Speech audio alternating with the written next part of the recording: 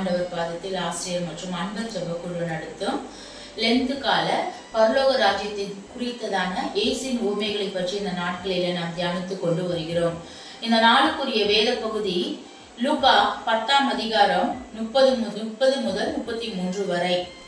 இயேசு பிரதியுத்தரமாக, ஒரு மனுஷன் எருசலேமிலிருந்து எரிகோவுக்கு போகையில் கள்ளர் கையில் அகப்பட்டான். அவன் வஸ்திரங்களை உரித்து கொண்டு அவனை காயப்படுத்தி குற்றூராக விற்று போனார்கள்.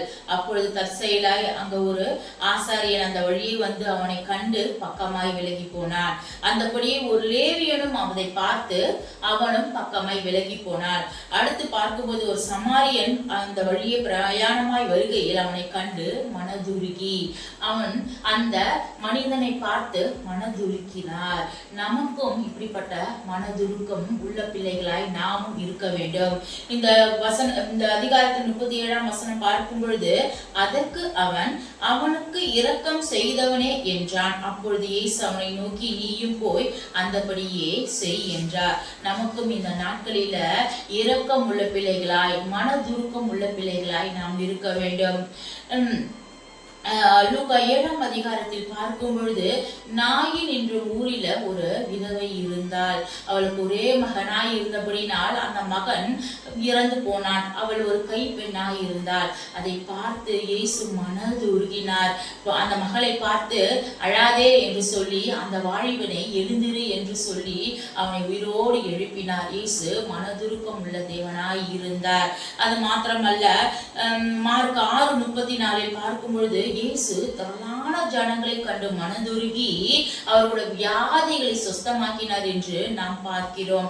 நமக்கும் இந்த நாட்களில நாமும் இயேசுவை பின்பற்றுகிற பிள்ளைகளாய் இருக்கிறபடினால், அவர் சாயலில இருக்கிற பிள்ளைகளாய் நாம் இருக்கிறபடினால், நாமும் மனதுருக்கம் உள்ள பிள்ளைகளாய், இரக்கம் உள்ள பிள்ளைகளாய் நாம் இருக்க வேண்டும். சங்கீதம் 145:8 பார்க்கும் பொழுது, கர்த்தர் இரக்கமும் மனதுருக்கமும் உள்ள தேவனாய் இருக்கிறார் என்று பார்க்கின்றோம். அப்படியாய் லூக்கா 6:36 உங்கள் பிதா இரக்கம் உள்ளது போல நீங்களும் இரக்கம் உள்ளவர்களாய் இருக்க வேண்டும் என்று இந்த வார்த்தை கூறுகிறது. மனிதர்கள்ட்ட உடல் ரீதியான நாம் அவர்களுக்கு நாம் காட்டுவது உடல் ரீதியான இரக்கத்தை மட்டுமல்ல, ஆவிக்குரிய ரீதியான இரக்கத்தை நாம் அவர்களுக்கு காட்ட வேண்டும். இதில் பார்க்கும் பொழுது ஏசாயா 58ஆம் அதிகாரம் 10ஆம் வசனத்தில் பார்க்கும் பொழுது, பசி உள்ளவனிடத்தில் உன் ஆத்துமாவை சாய்த்து சிறுமைப்பட்ட ஆத்துமாவை திருப்தி ஆக்கினால் அப்பொழுது இருளில் உன் வெளிச்சம் உதித்தது என்று நாம் பார்க்கின்றோம். ஆம், சிறுமைப்பட்ட ஆத்துமாவை திருப்தி ஆக்கினால், நம் அண்டை வீட்டாரா இருக்கலாம், நம்மளுக்கு தெரிந்த நண்பர்களாக இருக்கலாம், எத்தனையோ பேர் நமக்கு சொந்தக்காரங்களா இருக்கலாம். நம் தேவனை அறிந்த பிள்ளைகள், நம் தேவனுடைய அன்பை பெற்றுக்கொண்ட நாம் பரலோக ராஜ்யத்தை நம்ம பிரவேசிக்க போற பிள்ளைகளாகிய நம்ம இப்படிப்பட்ட பசி உள்ளவனிடத்தில் நம்ம உன் ஆத்துமாவை சாய்த்து சிறுமைப்பட்ட ஆத்துமாவை திருப்தி ஆக்கினால், எத்தனையோ பேர் அழிந்து போய் கொண்டிருப்பார்கள். பாவ காரியங்களில சிற்றுமிடங்களில அப்படியாய் தவித்துக் கொண்டிருப்பார்கள். எப்படி அதிலிருந்து வெளியில வருவது என்று தெரியாதபடி அங்கலாய்த்து கொண்டிருப்பார்கள். நம்மளுடைய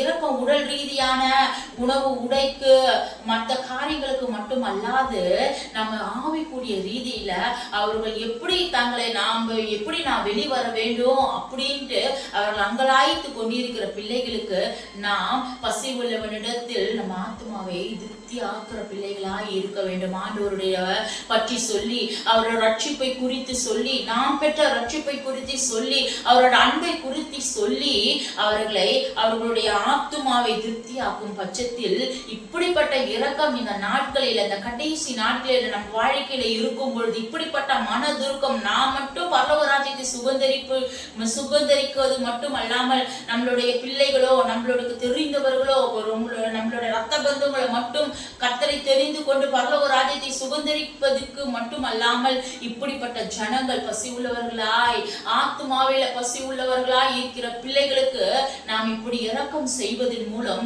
அவர்களையும் பரலோக ராஜ்யத்துல நம்மளும் கொண்டு சேர்க்கிற பிள்ளைகளாய் இருப்போம். இப்படிப்பட்ட இரக்கம், உங்கள் பிதா இரக்கம் உள்ளவராய் இருக்கிறது போல நாம் எல்லா காரியங்களிலும் இந்த இறக்கம் ஆவிக்குரிய ரீதியில இப்படிப்பட்ட இறக்கம் நம்ம வாழ்க்கையில இருக்கும் பொழுது பரலோக ராஜ்யத்துல நம்ம ஆள் சேர்க்கிற பிள்ளைகளாகவும் பரலோக ராஜ்யத்துல நம்ம பொக்கிஷத்துல சேர்த்து வைக்கிற பிள்ளைகளாகவும் நம்ம இருப்போம். இப்படிப்பட்ட இறக்கம் ஆண்டவர் நமக்கு கொடுக்கணும், இன்னும் அப்படிப்பட்ட கிருபைகளை கொடுக்கணும் என்று சொல்லி நம்ம ஒரு நிமிடமாய் நம்ம கண்களை மூடி நம்ம ஜெபிப்போம்.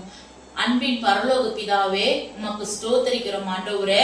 அப்பா, உங்கள் பிதா இரக்கம் உள்ளவராய் இருக்கிறது போல நீங்களும் இரக்கம் உள்ளவர்களாய் இருங்கள் என்ற வார்த்தையின்படி அப்படியாய் தகப்பனே அழிந்து போகிற பிள்ளைகளுக்காய் அப்பா அவர்கள் நித்திய அப்பா ஜீவனை பெற்றுக்கொள்ள இப்படிப்பட்ட இரக்கத்தை இப்படிப்பட்ட மன உருக்கத்தை தேவ பிள்ளைகளாக எங்களுக்கு ஒவ்வொருவருக்கும் நீர் தந்து உமது கிருபையை தந்து அப்பா அவர்களை கத்தாவே அதிலிருந்து ஆண்டவரே அப்பா ஸ்தோத்திரம் ஆண்டவரே அழிந்து போகிற காரியங்களிலிருந்து அவர்களை மீட்டு எடுக்க எங்களுக்கு உதவி செய்யும்படியாய் ஸ்தோத்திரிக்கிறோம் சுவாமி. நீ பெரிய காரியங்களை செய்க. மீட்பர் இயேசு கிறிஸ்துவின் மூலம் ஜெபிக்கிறோம் நல்ல பிதாவே, ஆமென்.